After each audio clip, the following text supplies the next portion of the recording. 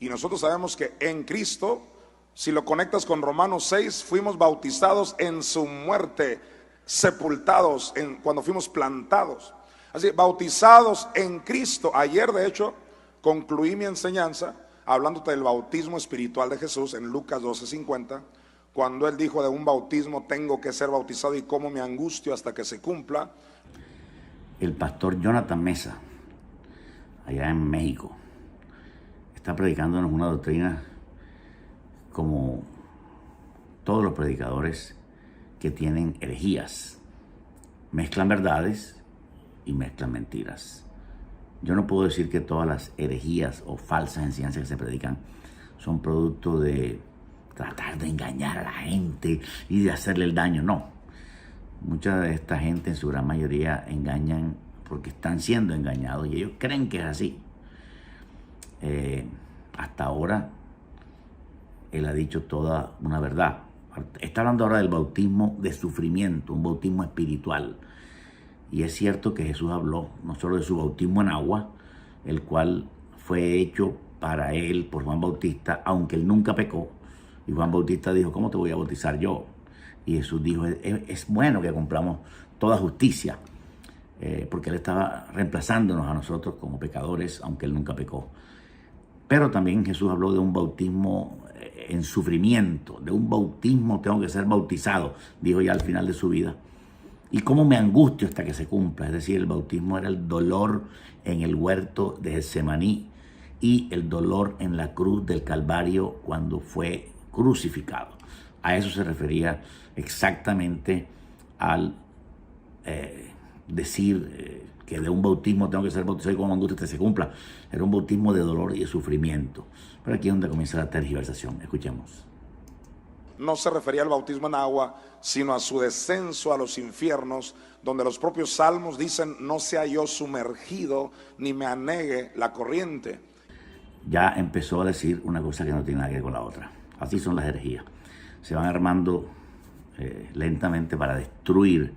Está diciendo que el bautismo de dolor de Jesús, entiéndame bien, fue en el infierno. O sea que Jesús fue al infierno a sufrir.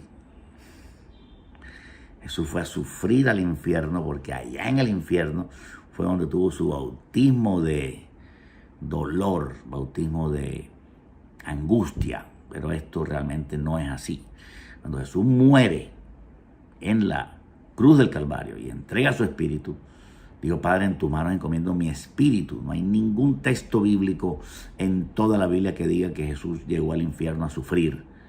Jesús simplemente llegó al infierno a sacar a los cautivos en el seno de Abraham. 1. Y también en la primera carta de Pedro dice que llegó al infierno a ver a los espíritus encarcelados. Él estuvo ahí en el infierno y tuvo conversaciones tanto con unos como con otros.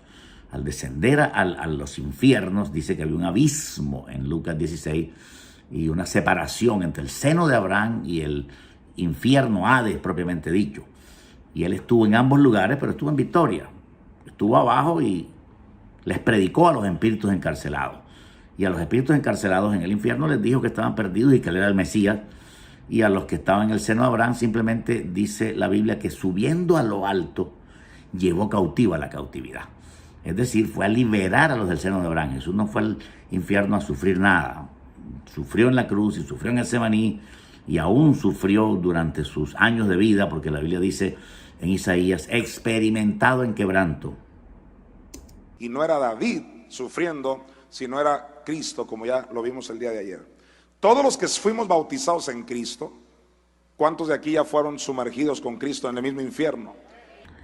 Otra herejía, que supuestamente nosotros fuimos sumergidos con Cristo en el infierno, agarrándose de Romanos 6 y totalmente sacándolo de contexto, que nosotros también fuimos al infierno.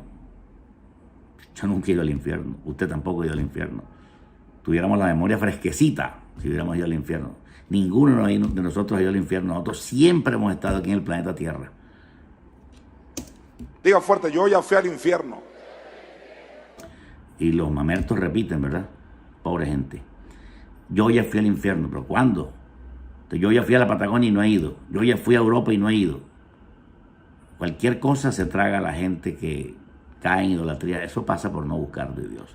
Eso pasa por no buscar el rostro de Dios. Eso pasa porque estamos sin oración, sin protección, sin la espada del Espíritu, sin el escudo de la fe. Estamos sin protección y simplemente cualquier cosa que nos digan, nos la tragamos. Y ya me engendró Dios del mismo infierno. Ya me engendró Dios del mismo infierno. Imagínense cómo Dios me va a engendrar del infierno. Si la Biblia dice que fuimos engendrados del Espíritu y de su palabra, agua y palabra, por medio de su Espíritu Santo fuimos nacidos. En ningún momento habla de infierno, que nacimos en el infierno, ni fuimos al infierno a nacer. Una barbaridad. ¿Cuántos saben que a Cristo lo engendraron de ahí? Mi hijo eres tú, yo te he engendrado hoy. ¿Quieres? Ahora peor todavía. Ahora dice que Cristo fue engendrado en el infierno cuando fue el infierno después de ser crucificado. Cuando dice la palabra mi hijo eres tú, yo te engendré hoy, se refiere a cuando María lo tuvo en Belén. Tú eres mi hijo y yo te engendré hoy. Es una descripción clara del Padre hacia todos los futuros lectores de la Biblia. Y le está diciendo, mi hijo eres tú, yo te engendré hoy. Claro que él fue el que lo engendró. Fue el único que fue engendrado en una mujer por parte del Espíritu Santo. No hubo caso igual en toda la Escritura. Por lo tanto, Jesús fue engendrado en el vientre de María y no en ningún infierno. Es decir, que si a Cristo lo engendraron ahí, tú y yo resucitamos juntamente con Él. Que tú y yo resucitamos juntamente con él en el infierno. Eso es completamente herético.